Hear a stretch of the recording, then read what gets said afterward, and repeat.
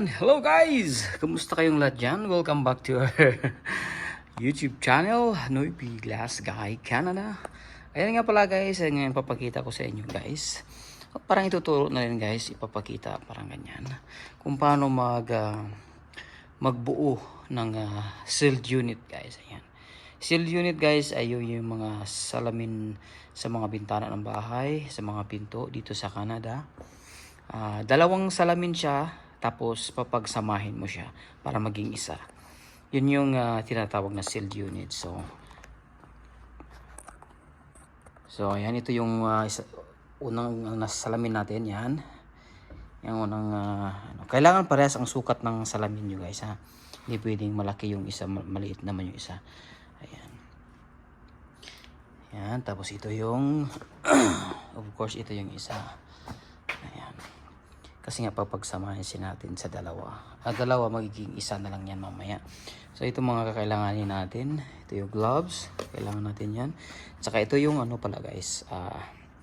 Tinatawag to na spacer bar. Ito yung magdidikit. Itong pagitan ng dalawang salamin. Ito yung ilalagay natin na pagitan. Para hindi siya magdikit na dalawang salamin mismo. Meron siyang dikit yan, dalawa yan, kailangan natin yan. Tapos kailangan natin ng popsicle sticks at saka itong mga kakamitan natin, of course, ang ating urethane. Ayan, ito yung pandikit natin naman guys. Ayan, nakakinggan natin guys. Ayan, so mukhang ready na yung natin guys, mga kakamitan guys. Ayan, so ayan, umpisa na natin guys. So ayan guys, mag-umpisa na tayo guys ha. Ito guys, ilagay muna natin una. Ilagay muna natin yung spacer bar dito sa isang part ng salamin. Ganyan. At least 1/8 guys. 1/8 to 1 inch ang allowance niya simula dun sa edge ng salamin. Normally guys, in-order namin to guys sa supplier. Kaso emergency kasi to guys. Gawa ng tindahan guys, binasag ng mga magnanakaw kaninang umaga. Alas 6 ng umaga daw. Ninakawan guys, nilooban yung gasoline station. Binasag yung pinto. Kaya nanakawan sila, naubos yung lahat ng sigarilyo nila guys. So hindi pwedeng antayin nila ng ilang araw kasi mostly guys pag in-order sa supplier, aabot siya ng 2 weeks. So katulad ng mga ganito emergency, hindi pwedeng mag-antay ka ng 2 weeks kasi basag yung pinto. Malaki ang malulugi nila kung hindi sila mag-open, diba? So ngayon, ang ginawa nila, papakustomize na lang sila. Ngayon, titirahin natin ngayon dito yan guys. Sinuipi ang titira lang yan guys, walang iba guys. Okay? Kasi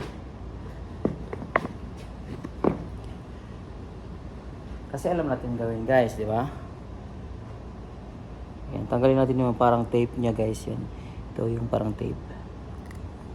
Tape kasi yan. Para madumikit yung magkabilang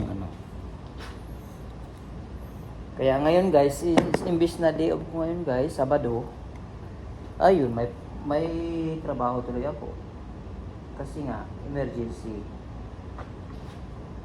Pero okay lang guys kasi babayaran naman ako guys. Hindi naman pwedeng magtatrabaho ako na hindi ako babayaran kasi ba. Kakanta na lang ako magla-live na lang ako sa YouTube guys kung hindi ako bayaran. Di ba? Matutuwa pa kayo guys kapag kumanta ako, di ba? So ayan, lagay mo lang guys. Apat na kanto. Ayan. Lagay mo lang siya.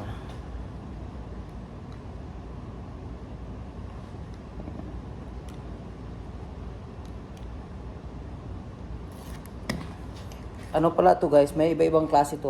Ito half inch to kasi depende kasi kung ilan gaano kakapal yung gagawin mo. So magdepende. Kung bawa, ito kasi 1 inch yung kailangan kong kapal, thickness niya. So kailangan kong gumamit ng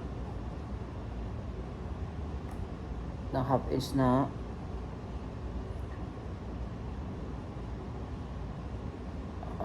na kuan tawag to, spacer bar.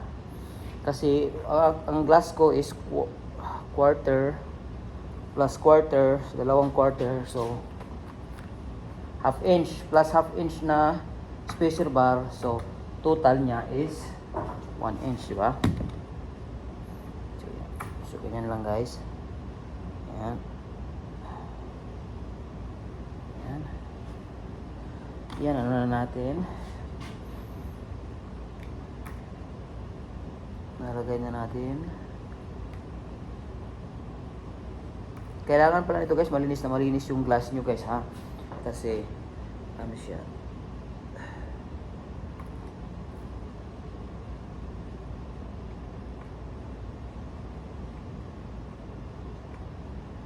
Once nilagay nyo yung isang ano guys, salamin, kailangan malinis yan. Kasi, pag nilagay mo yun hindi malinis, habang buhay na yan sa dyan guys. Hindi na yan basta-basta matatanggal kasi sarado yan. So kailangan double check talaga yung ano, kailangan malinis na malinis. Ayan. Tapos bago mo ilagay yung isang ano, yung isang unit, kailangan mong linisin ulit guys.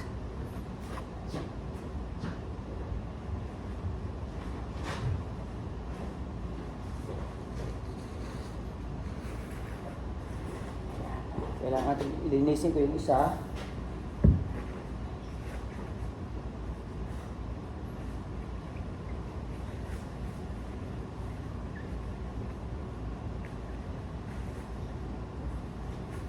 Ayan, just double linis lang guys. Linisin mo ulit to.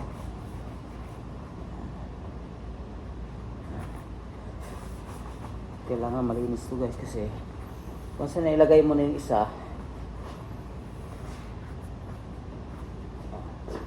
So ayan guys, ready na yan guys. So gawin natin yan. Ito na yun, diba?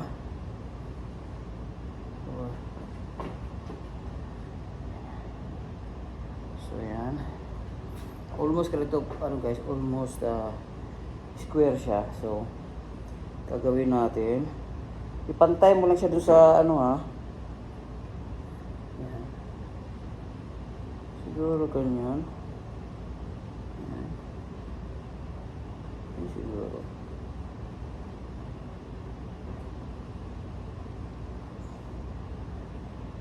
Ganyan siguro. Ayan. Oh.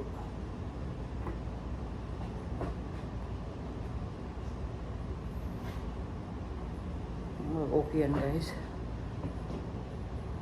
Ayan. Ayan. Okay na yan guys. Nag-match na. Tapos tanggalin mo yung cover ng tape. Ayan. Tanggalin mo yan.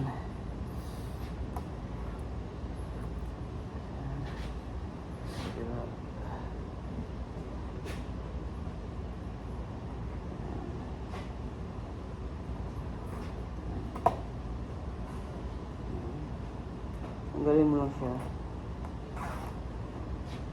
Para. Kasi pag iwan mo yan, hindi na didikit.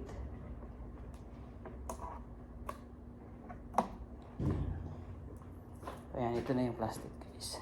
So yan na yun guys. Dikit na yan. Double check mo lang.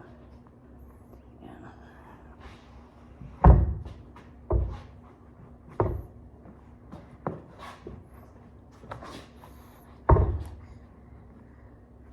Tapos ano mo lang guys, tulak-tulak mo lang ganyan.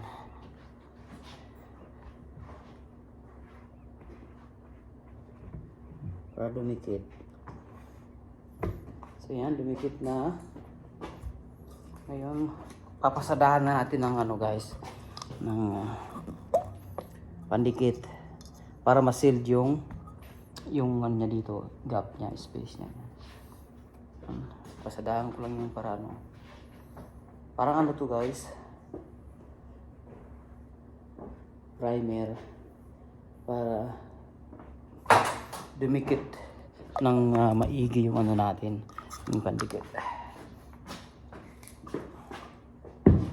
Tapos ito na, final niya, lagyan na natin ng pandikit. Caulking gun, Milwaukee guys. So ganyan lang, sadahan natin siya para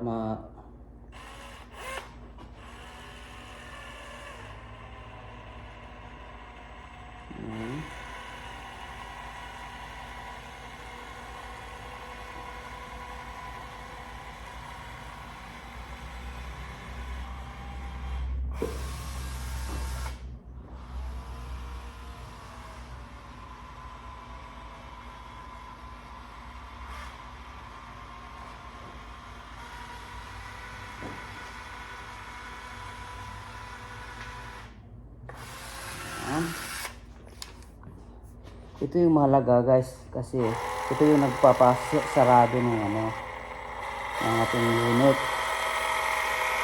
Pag walang ganito, hindi yan sarado guys. Pagdating ng winter, mag-ano yan, magmo-moist, mag-fill yung ano natin.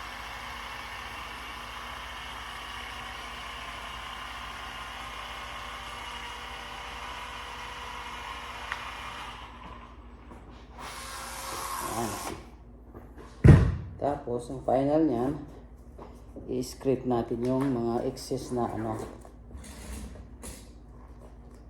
na urethane. So, yan na guys, yung finished project natin guys. Oh. Ayan, tignan mo guys, ang ganda ng pagkatapos. Ayan, ganyan lang guys. Oh, ayan, sealed unit. Dalawang salamin yan guys, na aking pinagsama. Ayan. Ayan siya guys. So, ngayon tapos na siya. Mag-antay na lang tayo ng 1 hour para natin siyang ano. Ayan. Parang ganito rin siya guys. So, mga salamin ng bintana. Ayan. Ayan. Ganyan din siya. Dalawang salamin siya na pinagsama. Yan tinatawag na sealed unit. So, alright. So, salamat sa panonood guys. Ayan. Salamat kita-kits sa live ni ano guys, Noypi. Last guy, ayan na yung finished product natin. Sealed unit, 24x24 sealed unit. Alright. Ayan, salamat sa inyong lahat guys.